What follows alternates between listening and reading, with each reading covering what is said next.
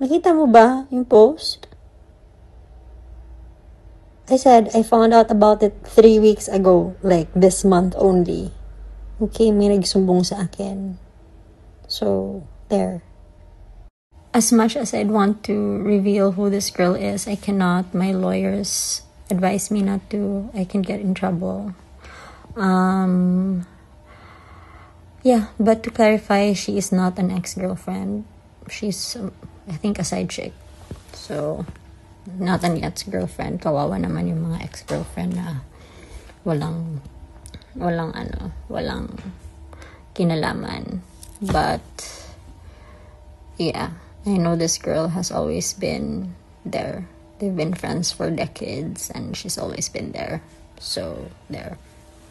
Okay lang yan, Day, kasi di man din maganda yung si daw siya, diba? So, kung siya, mas ako.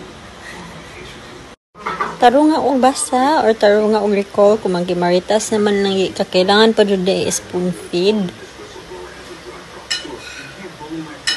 Review balik kung gusto jud ka makibaw.